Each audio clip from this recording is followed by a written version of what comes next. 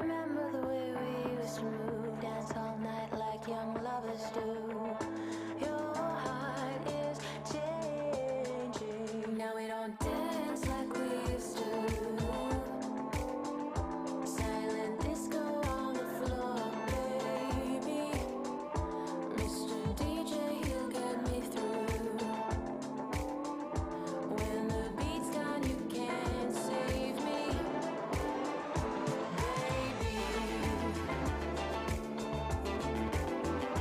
baby. Smoke and mirrors, pretty lights. Another runaway city boy getting too high. But boys like you tell pretty lies. The 5 a.m. low in your eyes says your heart is changing. Now we don't dance like we used to. Silent disco on the floor, baby. Mr. DJ, you'll get me through. When the beat's gone, you can't save me. Now we don't dance like we used to. Silent disco on the floor, baby.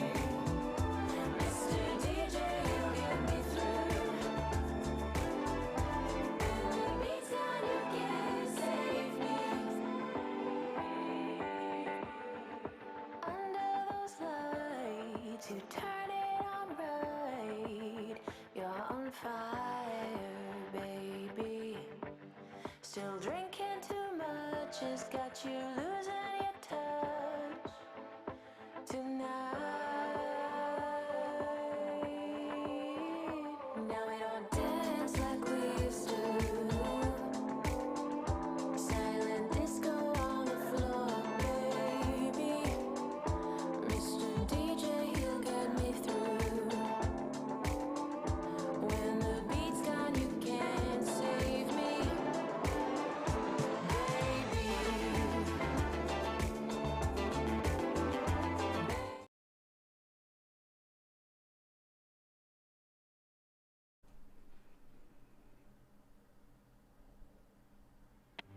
This is Broad Radio. For you, by you. Broad Radio. Here for more.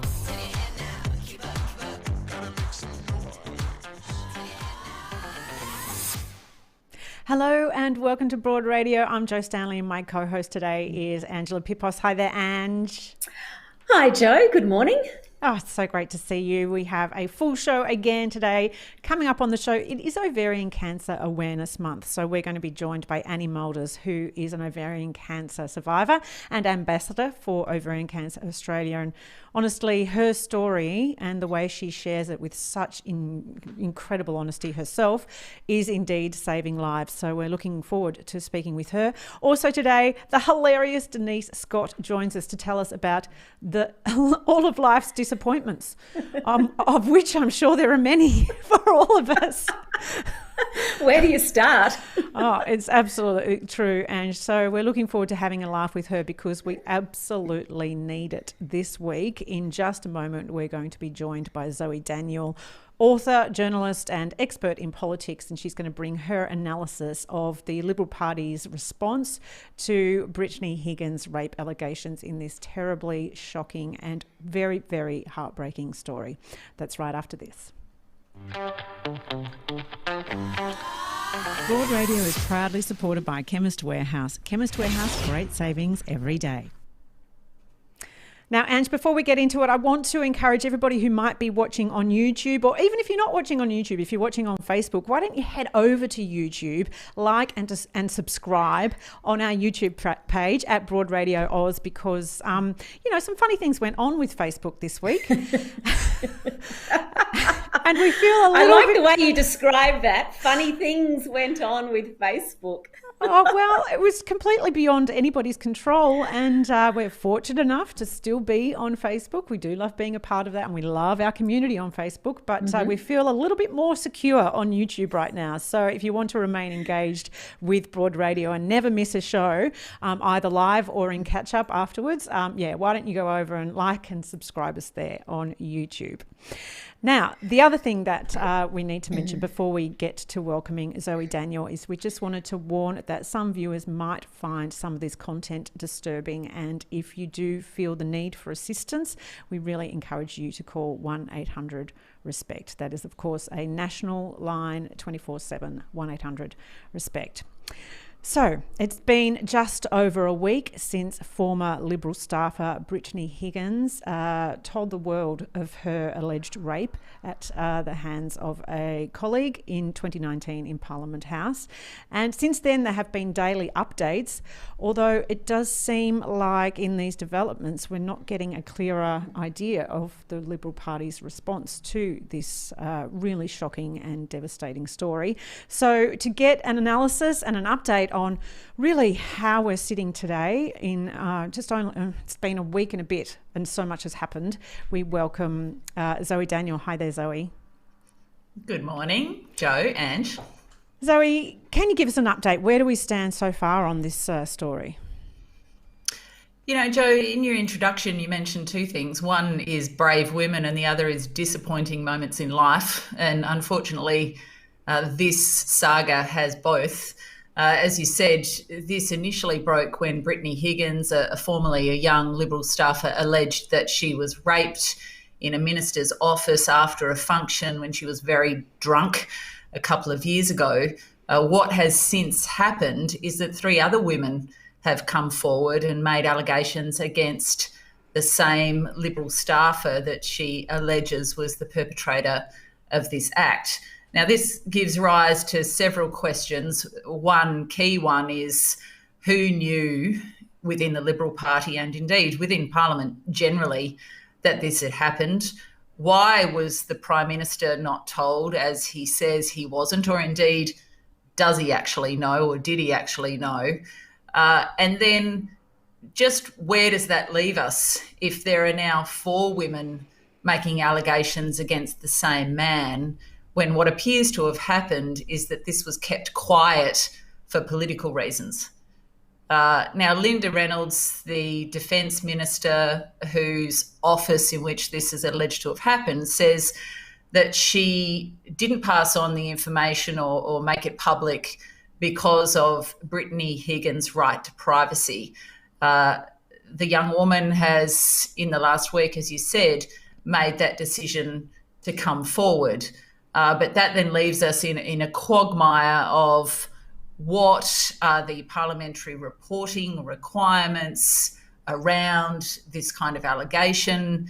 Many people knew about it, including security guards, members of the Australian Federal Police, ministers, ministerial staffers, two of whom it appears now work in the Prime Minister's office.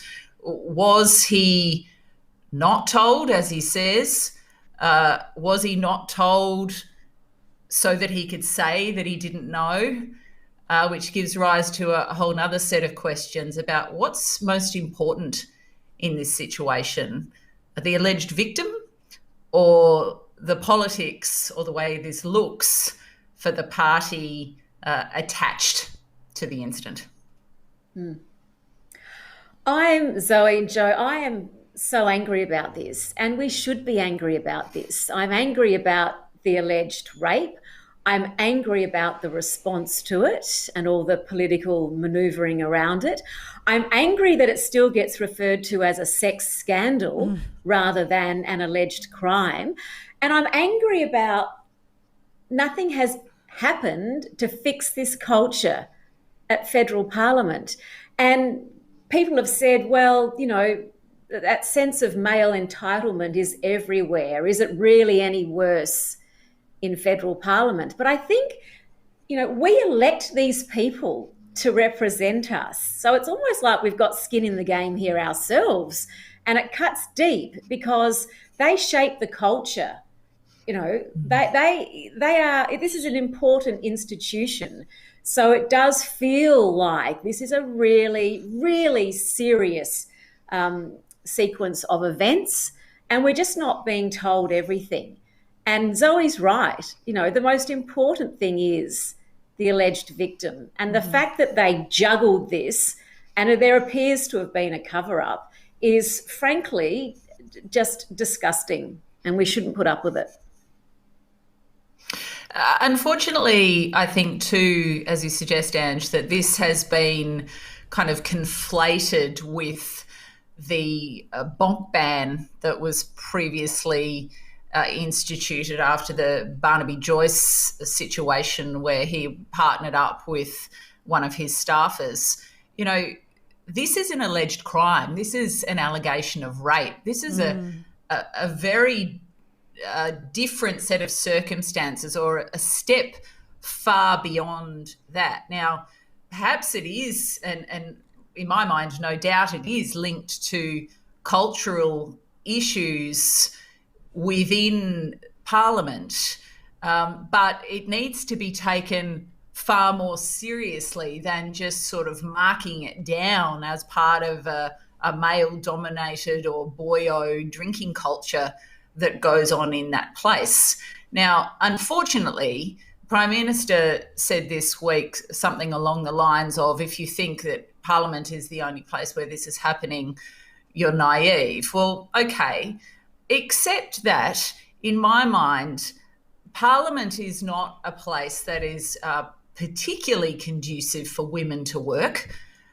We know that, for example, in senior ministerial ranks, it is very male-dominated. We also know that you have lots of senior, older, powerful men and lots of young women. So there is a serious power imbalance. Working in an environment where people work extremely long hours, there's a lot of alcohol involved, and there's a lot of ambition. And you have young women who really want to move up the ranks of politics in various ways.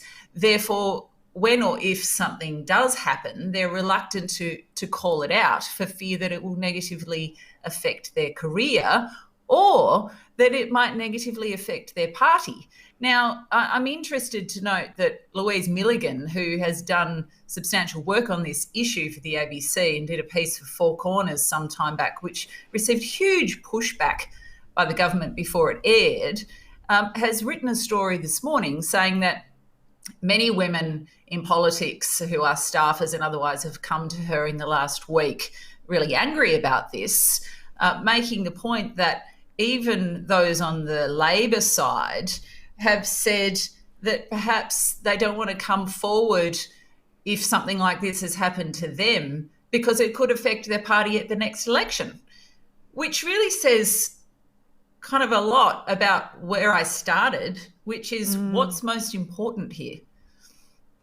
Yeah, absolutely. And obviously what's most important is the alleged victim. But this speaks to just culturally across the board that it responds to these sorts of instances are just never putting victims at the centre of the response. Yeah, and what happens to Brittany Higgins now? You know, her choices were pretty narrow. She alleges this happened to her. It's plainly affected her deeply, as it would over the last couple of years. She had to leave her job. You know, it's eroded her confidence. It's eroded her emotionally. She felt like she wasn't supported. All those things that she felt.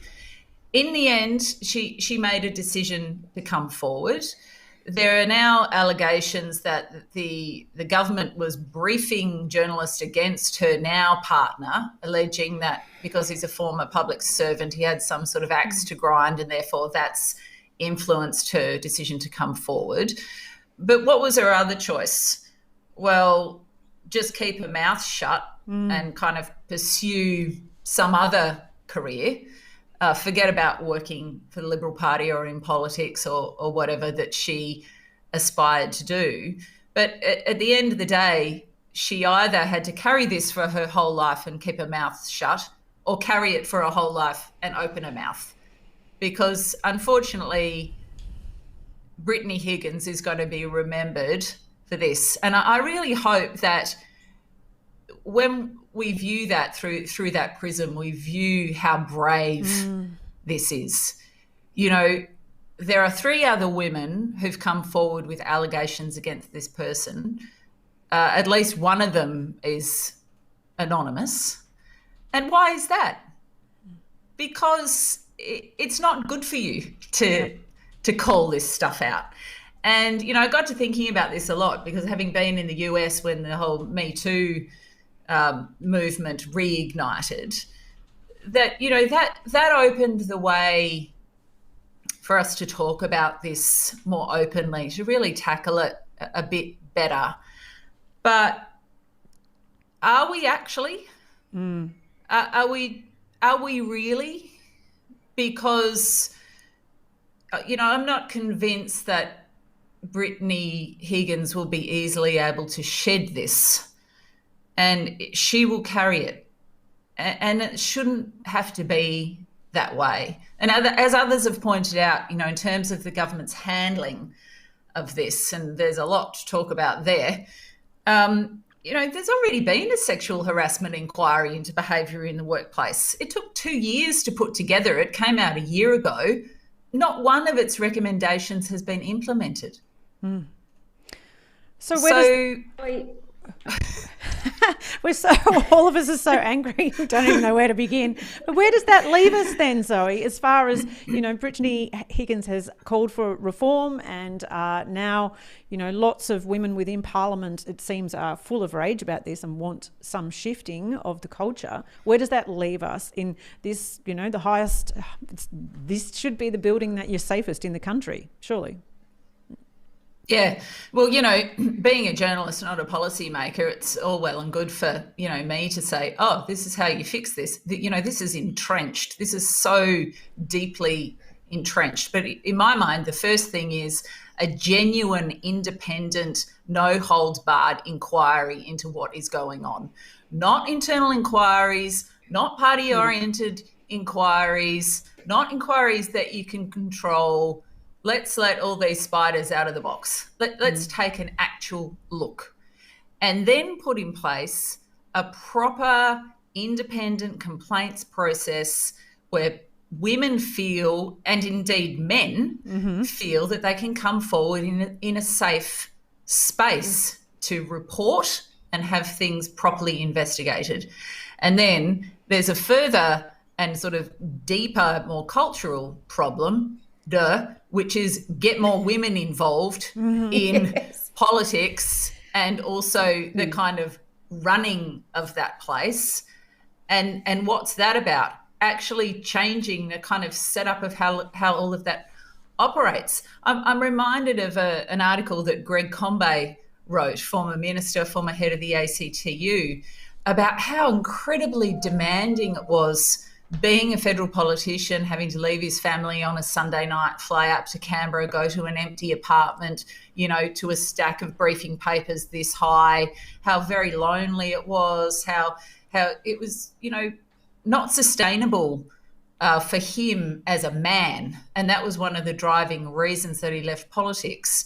Well, for women, that's compounded even more. And then you have all these cultural issues overlaid on that. You know, until you get more women into that system in a broader sense, it's going to be very difficult to change these entrenched behaviours, I think. And you have to have the will to want to change the culture. And former Senator Amanda Vanstone wrote a piece yesterday about the heady mix of federal parliament, where you have lots of young advisors, they work hard, they play hard, it's a pressurised job. And she was offering up an excuse by saying that it's hard to change that. That heady mix is potent and it'll always be there.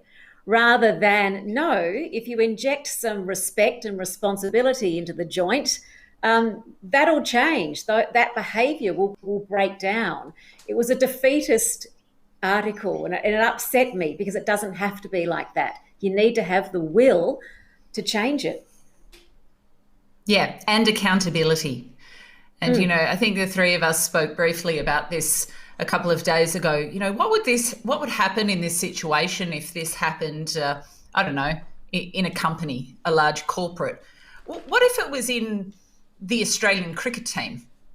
It would not be stood for. It would be followed up now that it's come out, and probably the chairman or chief executive would have to resign. There'd be a big shake-up.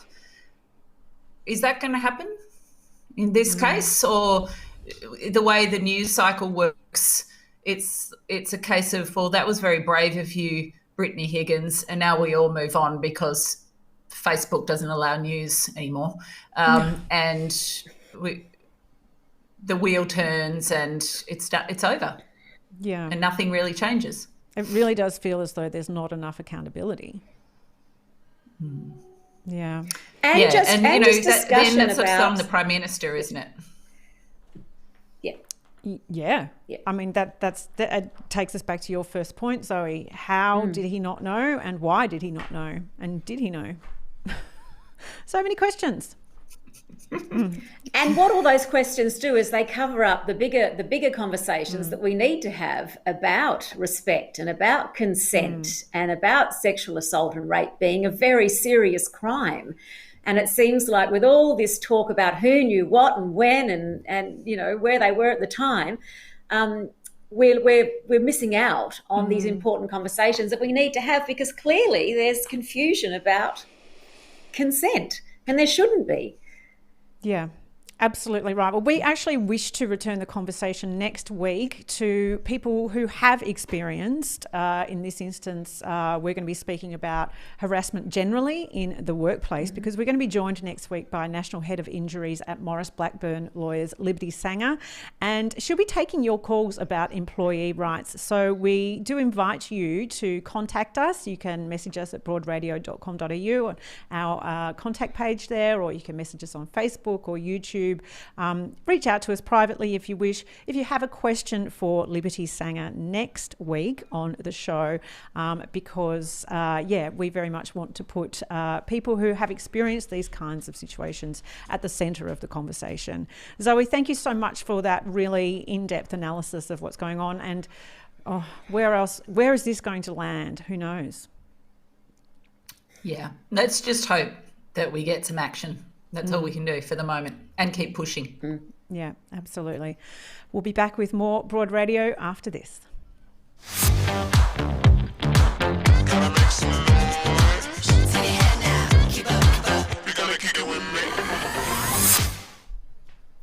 It is Ovarian Cancer Awareness Month, which is all about raising awareness of the signs and symptoms of ovarian cancer. And to tell us her story of diagnosis and living with ovarian cancer, we're joined by the very wonderful Annie Mulders, who is an ovarian cancer survivor and ambassador for Ovarian Cancer Australia. Hello there, Annie. Hi, good morning. Thanks for having me. Oh, thanks for coming on Broad Radio. It's really wonderful that you're sharing your story so honestly. Can you tell us about your diagnosis? Sure. I was diagnosed with ovarian cancer about 7 years ago now. I had two tiny little boys who were 5 and 7 at the time. And I'd been to the GP 4 or 5 times with various symptoms like bloating, and I had stinging wee, and I kept feeling really sick in the gut. So I was telling my husband, I've got a nut allergy or something. I kept coming up with every excuse in the world to kind of explain that I was just feeling really unwell all the time. And then one night I had really bad pain. So the following morning I went to the GP again and insisted on an ultrasound. And even then the GP was saying this could be lots of other things, but I said, no, I want an ultrasound, and they found an 11 centimetre tumour. And I have a rare type of ovarian cancer. So my type of ovarian cancer comes with a solid rock tumour, which meant that I had those symptoms. So in a way, I was very lucky. Most ovarian cancers are more like salt and pepper. So they don't bring those symptoms to warn you, but they do give you little symptoms. So you do feel little things. So I say it whispers cancer, it doesn't shout. Right. It sounds like, Annie, that you had to drive this yourself. You had to keep persisting to find out what was making you feel like that. Is that the experience with other women as well? Because it could be a number of things causing those symptoms. That's right. So, I mean, look, there's no blame laid because the symptoms are very vague for ovarian cancer. However, one of the best things my oncologist ever told me, because I asked her, I said, how am I ever going to know, if this is ovarian cancer again? Like, how will I ever be able to pick it? And she said the difference with cancer is the symptoms don't go away. So if your symptoms persist for up to a month, you know something's really wrong. Period pain comes and goes, bloating comes and goes. That's different. When the symptoms stay with you, you need to push for your own answers. And I'm a really big believer that we are all the only ones who can be our best advocate for our own health. You know your body and you know when something's wrong.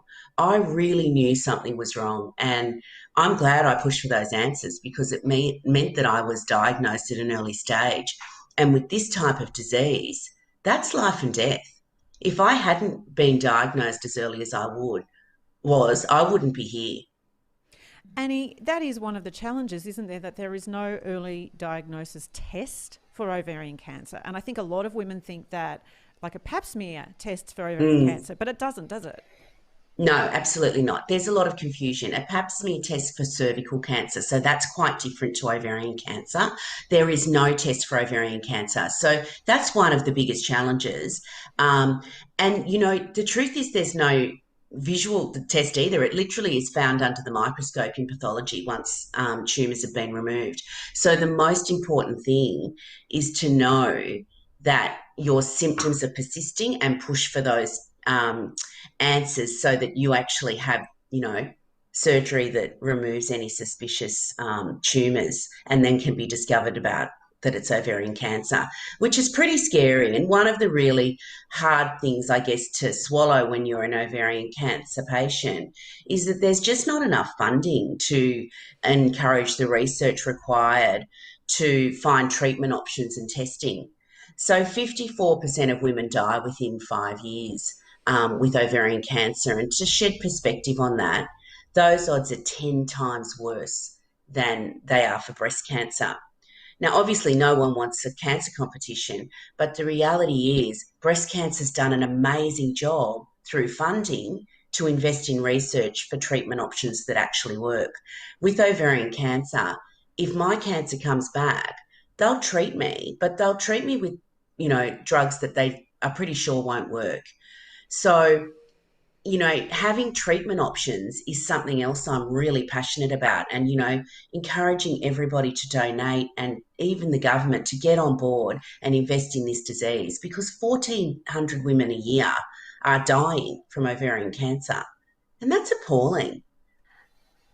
And Annie, do you think that discrepancy in funding and research is linked to the fact that our ovaries are hidden, out of sight, out of mind? But do you think there's something in that? Oh, I definitely think there's a couple of reasons. I definitely think it's not a very sexy disease and it's not highly discussed. We don't discuss it with our young women. We don't discuss it with children. Ovaries, you don't really ever discuss them unless something's wrong when you're trying to have a baby. I mean, that's the only time they ever come up. So that's one reason. But I also think one of the reasons is there's very few survivors to wave the flag. One of the reasons I speak for Ovarian Cancer Australia every time they ask me to is because too many women are dead. They don't have enough women to ask. So because the survival rates of other cancers are so high, there's millions of people waving the flag and raising money. But with ovarian cancer, because everybody dies, we don't have that support. So I feel that really it's time for, the government and the community to step up and really drive change for this disease. And certainly recently there's been some government funding for support services for women who have survived, which is great.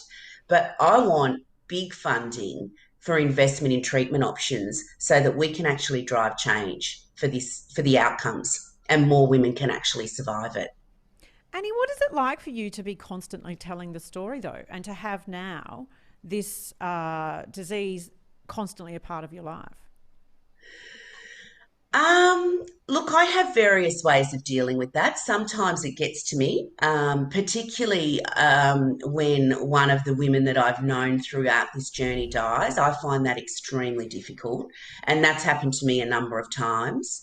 I have one of my best friends from high school actually died from ovarian cancer, so that was really difficult. And certainly sharing the story for me is almost like a mission. Like I feel like that's what has driven some change, and that's the story people need to hear for it to become real. It's like to understand that it's a mum with two kids who's absolutely terrified they're going to forget her, or even worse, think she abandoned them. My greatest fear was that they wouldn't understand and they'd think I'd run away. Like that was my greatest fear. And I look back at that, and I can't believe we got through that as a family. And I count every day, let me tell you. I count every day with those boys. Yeah. Well, you have become a tireless campaigner. Sorry, Joe, a tireless campaigner, raising awareness and with the public, but also with politicians as well. You've done an awesome job. What's the most important message that you want to get out today? Oh, look, there's a couple. I'll start with the first one is listen to your body. You have to listen to your own body. You've got to be your own biggest health advocate. That's the first thing. Secondly, if you can, please donate to Ovarian Cancer Australia and, to help us find those treatment options that can help these women survive. We need to move the dial on survival rates with ovarian cancer. And the only way we're going to do that is with breadth of support and investment in research so that we can discover those ways that treat these cancers. And can you take us through, just quickly as we wrap up, what are the symptoms that we should be looking out for? Sure. Bloating. Now, remember persistence, if it's persistent. So bloating, urinary symptoms, any changes to the bowel, increased abdominal size and abdominal pain are the most significant ones. Any change to urinary symptoms. So just to explain how that worked for me, I had stinging wee. I thought I had a UTI. So I went back again and again and again. It kept saying you don't have a UTI. But I felt like I had a UTI. So that stinging wee was actually what was really significant for me. And as we've said, those symptoms are so common for many other things. So yes, remaining. So it's about them not going away. Yeah. That's when you know to go and say, I want every test under the sun. Mm-hmm. I want you to look at everything. I want to write everything out. And also not to be intimidated by your health professional, which I think often can happen for women, particularly younger women. And of course, this is a disease that young women do have. That's right. I mean, it's more highly diagnosed in older women, but I was only 40. So I consider that pretty young. And my girlfriend was in her 30s. So definitely in our circle, we weren't old. So I feel like it's really important for girls and, young women as well as older women to look out for those symptoms and to be really aware when they're not going away. So that's the most important thing. Yeah. Annie, thank you so much for sharing your story. It is truly, it's breathtaking to hear you speak about it in that way. And thank you. Yeah, it just makes you realise how critical it is that we look out for our own health, but also each other's. Remind each other to check in on your health. And yes, donate. And tomorrow is Teal Ribbon Giving Day, which means on Teal Ribbon Giving Day, all donations will be tripled and used to increase support and care for women living with ovarian cancer and their families. So to donate, head to ovariancancer.net.au. It's there on the screen. Or you can call the Ovarian Cancer Helpline 1300 660 334. Annie, thank you so much for sharing your story. We're so happy that you're here to tell us this story. Oh, thanks. So am I. I'm happy too. Count every day. Yeah, amazing. It's been great. Thank you so Annie. much for supporting Ovarian Cancer Australia. And we'll be back with more Broad Radio after this. Australia's harsh sun is proven to visibly age women by up to 20 years faster than those in the US. That's why you need sunscreen every day. Ask your Chemist Warehouse pharmacist which sunscreen is right for your skin. Broad Radio. Talking inspo we love, info we need, and sharing more of us. Watch and listen live every Tuesday 9 a.m. Australian Eastern Daylight Savings Time at broadradio.com.au or find us on Facebook, Twitter, YouTube and LinkedIn at Broad Radio Oz. Talk to us live. Call on 1300 8 Broad. Catch up on demand anytime, anywhere, every time, everywhere. On the train, we'll be here. 2 a.m. existential crisis? We've got you covered. Broad Radio. Here for more. And yes, let's remember that number 1300 8 Broad. You can call at any time, and our lovely Cess is ready to take your call and we can put you through. And I unfortunately have to do a bit of work myself there and to get that caller on. So it's a little bit of multitasking. So there's always We're all in trouble. Oh, well, that's true. It's a bit of an edge of the seat sort of situation, but we do invite you to call. We'd love to hear from you, 1300 8 Broad. And of course, you can comment at any time on Facebook or YouTube. We absolutely love you to join our conversation. Now, Ange, I have a theory that there are some people in life who are universally loved, right? I would say Hugh Jackman is one of these people. Yes. Do you agree? I agree. Yes. Yep. Who else? And well, Denise Scott, our next guest. I don't know if she's been compared to Hugh Jackman before, but she's one of my favourite comedians and she joins us now. Hi there, Scotty. Oh, universally loved. Thank you, Joe. That's a really good stuck-up way to start the interview. And good morning to you, Angela. I know you feel the same. I do. I echo everything Joe has just said. We love you. Well, is that all we need?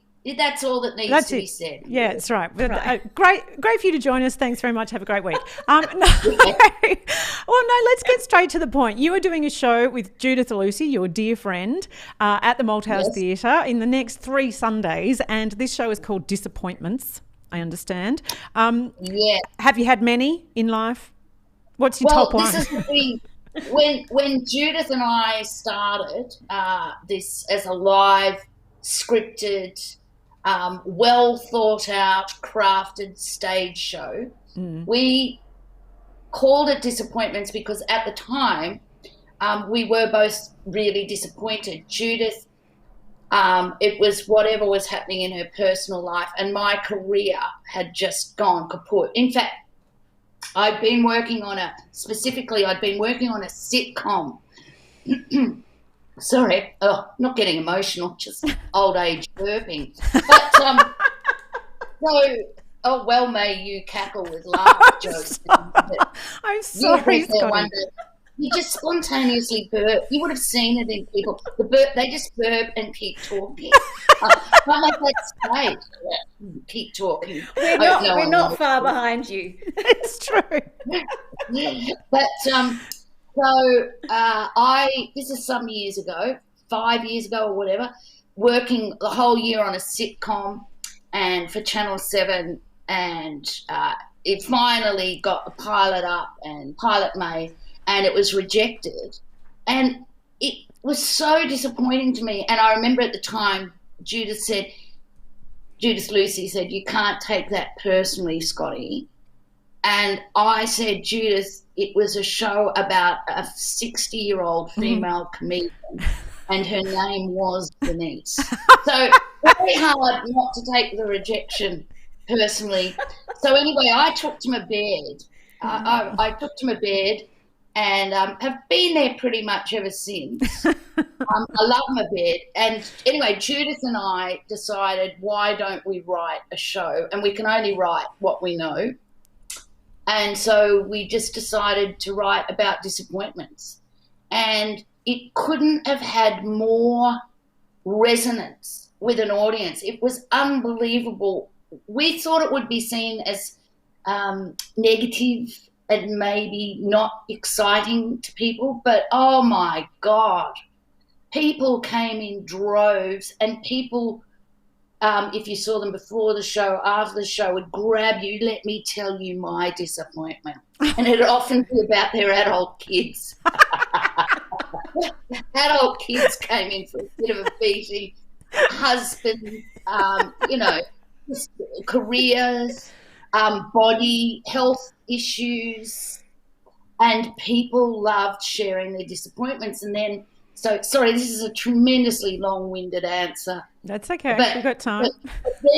So we did 2 versions of that, and stage show and toured around the country, and it was really a joyful show to do, because we finished it dancing in our flesh-coloured leotards, doing ribbon dancing to the speaker's version of "We Are One, but we are many," and the audience lost their minds. It was a huge acting kind of moment, actually, Joe.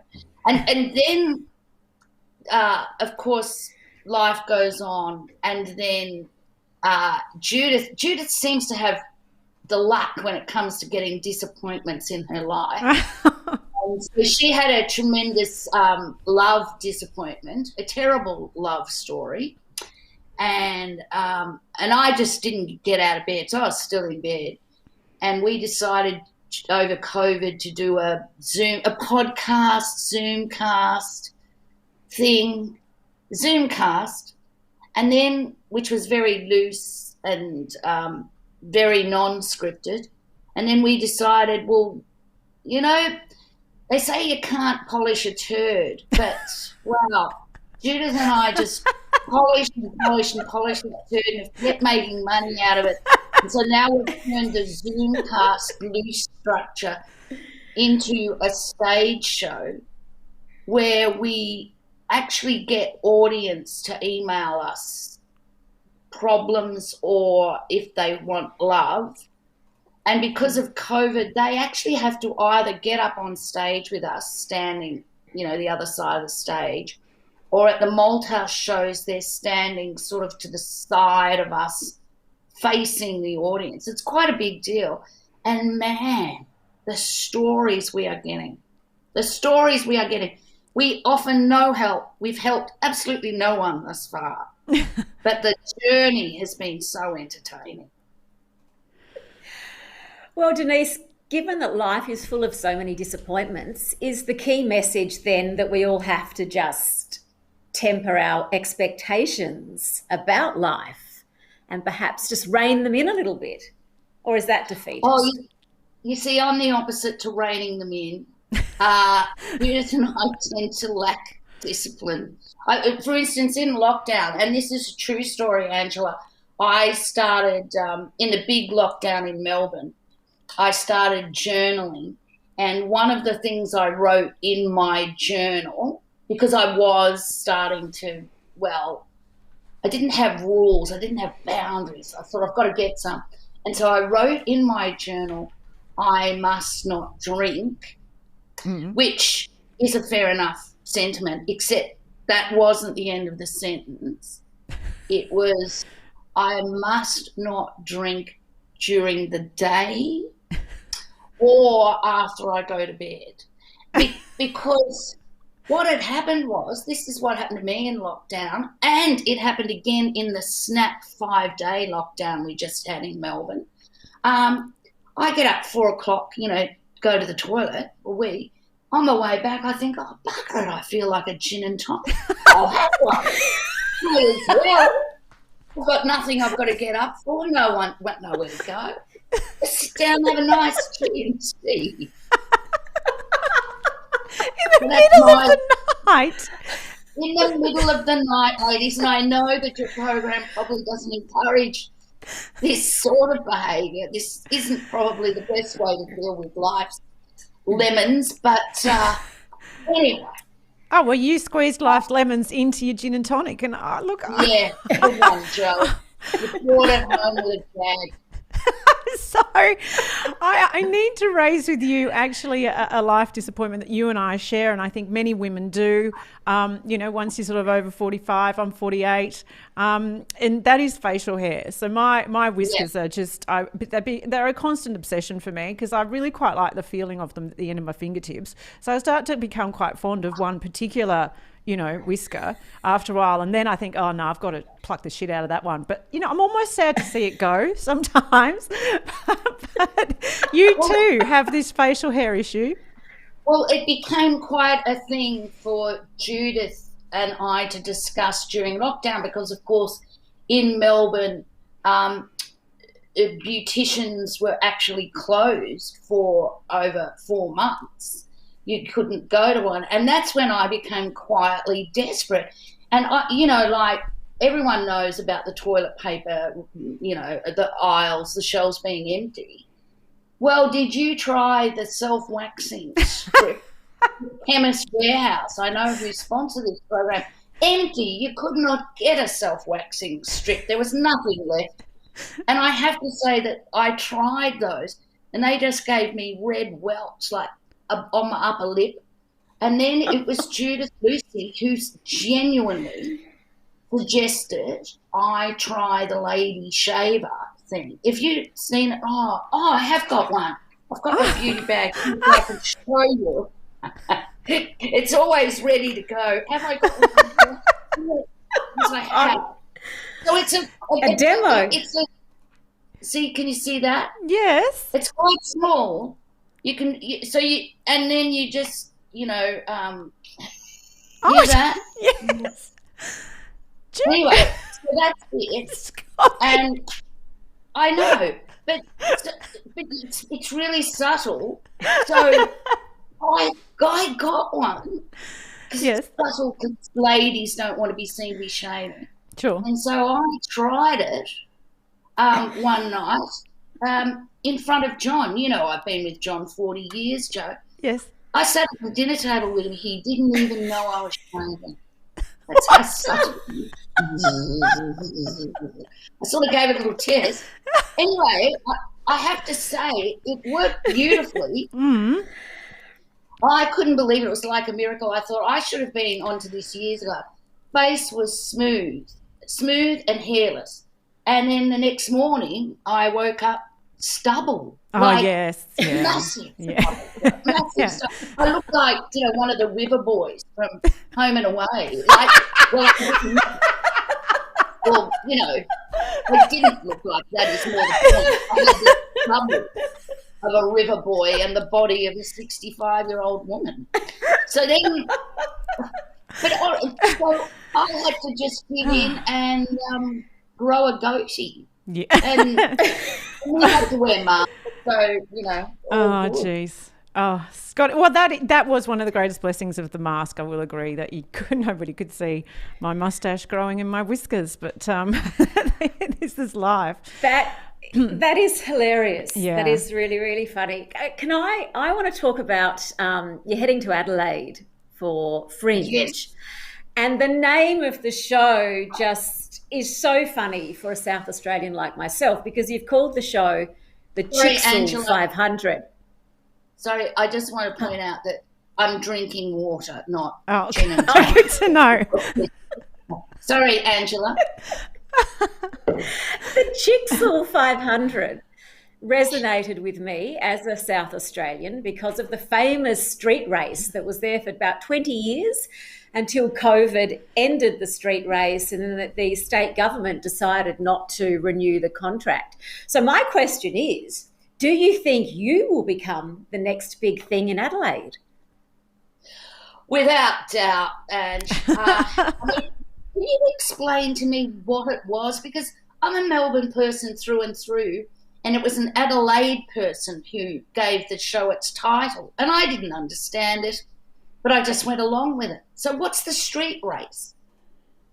Well, it was called the Clipsal 500. The sponsor's name was Clipsal. So it was a famous race through the streets of Adelaide, and it established itself as a really big tourist attraction for about 20 years. And there was huge disappointment when the race ended, when the state government decided not to renew the contract.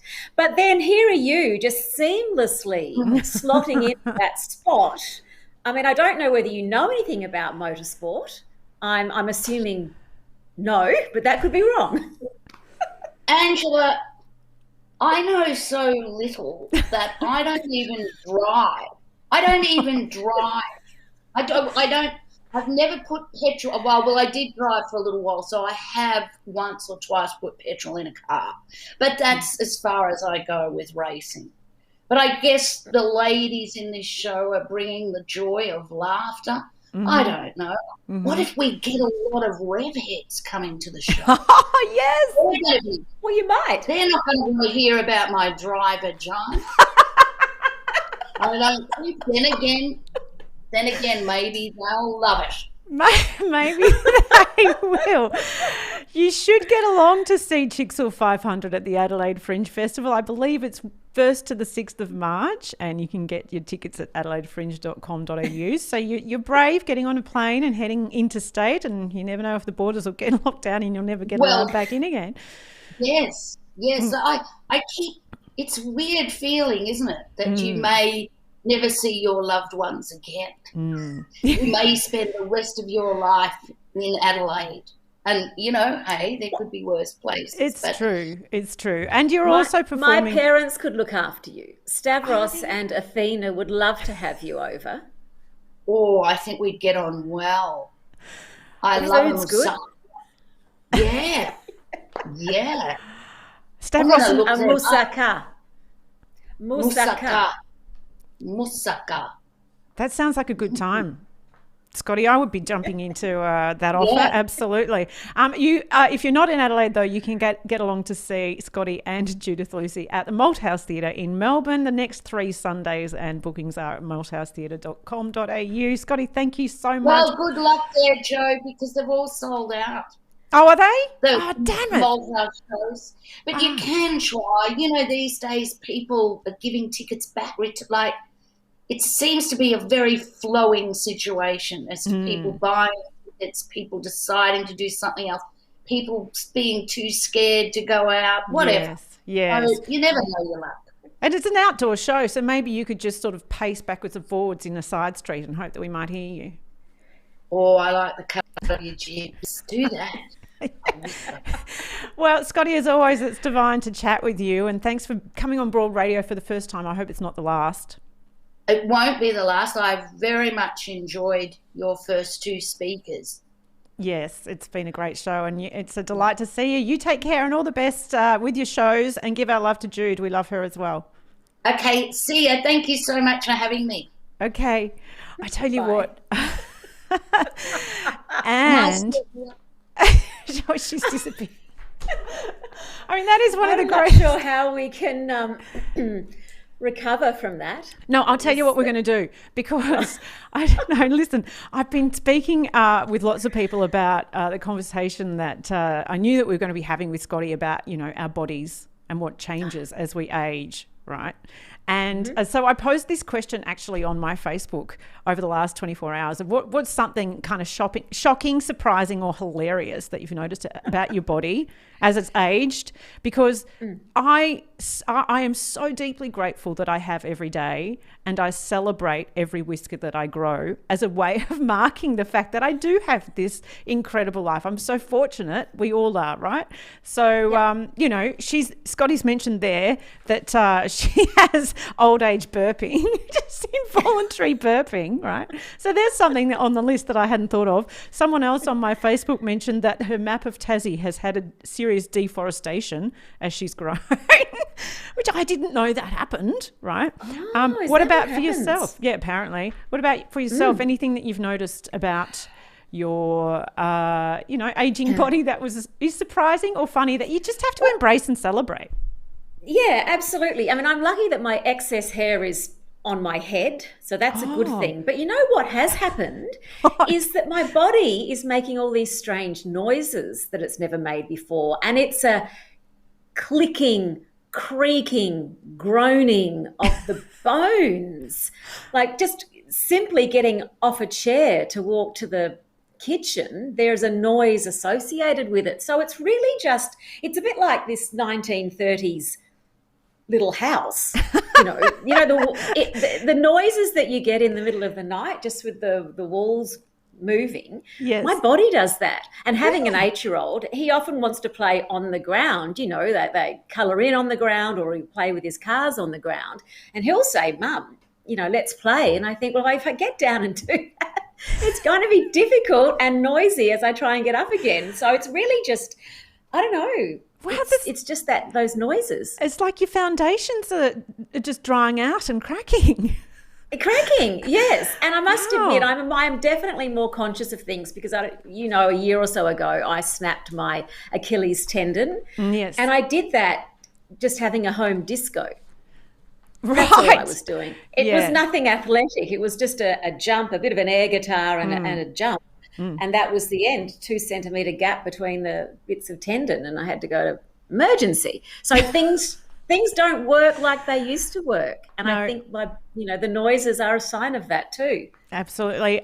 We did ask the question actually on our More to Say poll, which is our 1-question survey that we run every week at broadradio.com.au. And we asked the question during lockdown, so many women, of course, as we didn't have access to our hair salons, ended up embracing the grey. And we asked the question, have you continued embracing the grey after lockdown? And the majority actually said yes, loving the grey, right, diving into the grey. So I think that's a really awesome thing to celebrate about our ageing bodies.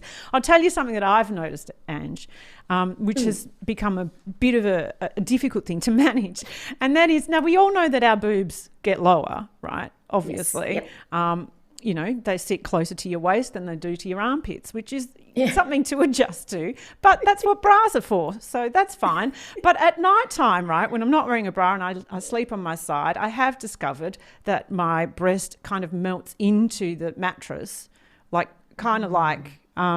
it always makes me think of one of those Salvador Dali paintings where the clock just melts. That's a bit how I imagine my breast is sort of just melting into the mattress. And that would be all fine, except that I do have a cat that tends to just tiptoe through the bed at night. And now she steps on my nipple.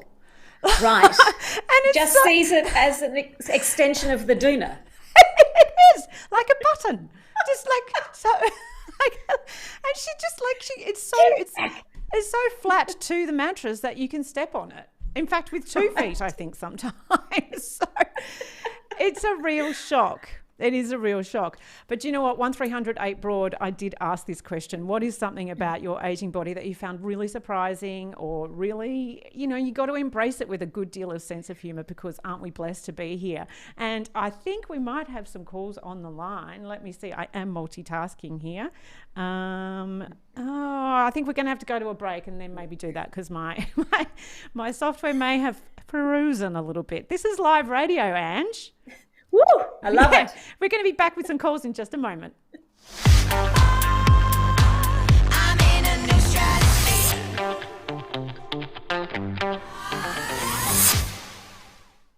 Alrighty, there they are. I had to refresh my page. Sorted. Hello, Louise. Welcome to Broad Radio. Good morning. Louise, what is something absolutely shocking, hilarious, or surprising about your body that you have gone, what? I didn't expect that. I've had hair growing on the back of my fingers. What? That is not a place for hair to grow. What is it doing there? No, I don't know. It just one day I noticed when I was having a manicure, and I was just like, where has this hair come from? Are you tempted to wax it? I'm getting quite tempted to, yes. Yeah. Yes, I am. I've never ever waxed the back of my fingers, but you never know. And there you are with Limo at the footies. So, Ange and I both love Limo. And so... Yes, you never know who you might meet at the footies. That's true. That's true. Thanks so much for your call, Louise. It's lovely to have you on Broad Radio. Next we have... Let me see, as I am multitasking. Hi there, Bronwyn. Welcome to Broad Radio. Hi. What have you found surprising about aging? What do you embrace as with real gratitude? Good morning. Yeah, so I've had a few changes in my body and mind. Yes. So I used to cover my dark roots, and now my dark roots are white, and I have to try and cover those. Yes. I have to pluck my chin every second day, Yes. and the hairs of my other body parts, like my legs and my bikini line and nose hairs, grow way too fast. Yes. My fingernails have become brittle, but cutting my toenails is like trying to cut steel with a bread knife. What is that about the toenails? I've noticed my toenails getting harder too. They do. They get really thick and hard, and it's really, really hard trying to cut them with the small little cutters. You need the big ones now. Yes. And so every time I cough and sneeze, my radiator leaks. And I have to go to the elastic waist section for trousers or skirts to make room for the bloating, and clothes with sleeves cover my bat wings. Wow. And my train of thought often leaves the station without me. And last of all, I've lost the ability to control my bottom burps at the most inopportune time, which happened to me a few weeks ago. Yes. Just a little sneaky fluff will come out in public. Yeah. So, I was at a little boutique dress shop with my girlfriend, and I'd just eaten a piece of cake, which obviously wasn't gluten-free, which I have to eat, and it was super quiet, and the lady came over and said, "Can I help you?" And all of a sudden I produced this sound that broke the silence and reverberated in the store, and we all just looked at each other, and my friend says, "Bronwyn!" And I was like, totally... Oh, geez. He just looked at me in shock and walked away. Well, I mean, you got to be grateful that we're here, though. So celebrating all parts of aging. Absolutely. Well, it says that's the moral to the story. You can age gracefully, but sometimes your body doesn't allow that too much. Yeah. Oh, thank you so much, Bronwyn, for your call. That is delightful, and we'll have more Broad Radio after this.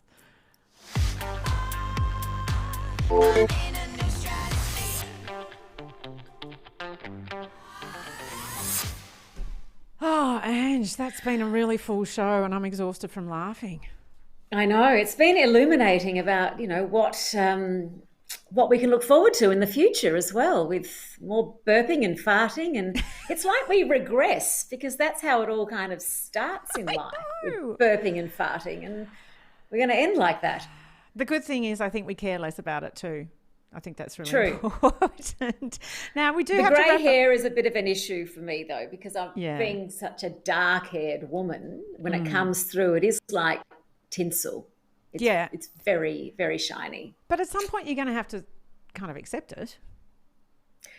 Do an Elsa and just let it go. Yeah, let it go at some point. Yeah, I will. Yes. We have a few things to do before we wrap up. Firstly, tell me very quickly your beautiful documentary about the T20 cricket on International Women's Day last year. Can you tell us the record? How's it been going? I watched it. I loved it. It's amazing. You can catch it on Amazon Prime, by the way. Oh, fantastic. So much has been written about it, more than 600 articles, reviews, so lots of words, all glowing, positive reviews, which is fantastic. People seem to be enjoying Beth Mooney the most of all the characters, and I think you said the same to me as well. She's got a very dry delivery. She's laconic. She doesn't mind dropping the F-bomb. So she's been a lot of fun, and also in sort of busting a few myths about women in sport as well. So she's been terrific to hear feedback about. But also the themes of equality and belonging on the biggest stage have resonated with a lot of people, and that's really what it's about. And you don't have to love cricket, do you, to enjoy that and to understand what we're putting together. Yeah. Absolutely. But exciting. Also, Ange, the thing that I really loved about it, and I'm not a huge cricket fan, I will admit, but I am now deeply enamoured with Meg Lanning, who is our captain. She's extraordinary. Yes. But I just loved watching all of the cricketers, and you have access to all of the different teams from around the world, just how much they love playing cricket and the joy that they get from this sport and from this extraordinary opportunity. It is absolutely inspiring, and also it kind of just, it's infectious. You can't not love what you're watching. Yeah. I mean, these women are professional athletes, but they all have different personalities, and that's what we enjoyed as well. As you sort of put them in front of the camera and do a 2-hour interview, and you really get a sense of what makes them tick, and they're all quite different. So it's been good, because in the past, women athletes either haven't been covered at all, or when they have, it's been in a very one-dimensional way. So we really wanted to show them as women first, and cricketers second. So it's been good. I mean, I'm enjoying the feedback, because we love it, but we are very close to it, Nicole and I, the producers. It's good to see that it's making a splash. Yeah, it's fantastic. Do check it out on Amazon. It's so great. It's a 2-part documentary. I spread it over 2 nights, but only because I had a child and a husband in my ear distracting me, and I wanted to give it full attention. So, but you could easily binge it in an evening with a lovely glass of wine. It's delightful. So well done, Ange. Congratulations on that. Thanks, Jo. Thank you. Now, before we go, I just would like to mention that next week on the show, we do have Liberty Sanger, who is the head of injuries at Morris Blackburn Lawyers, and she's going to be answering your questions that you may have, specifically with regard to employment law. So if you have had an experience, or if you have any questions as to your rights, we would love to hear from you. You can contact us at broadradio.com.au, or you can message us on Facebook, Broad Radio Oz, or you can tweet us, actually, even DM us on Twitter if you wish. But we would love to hear from you. If you have any questions for Liberty, that will be next week. We hope you have a good week. Until then, thanks so much, Ange. Thanks, Jo. We'll see you soon. Okay, bye.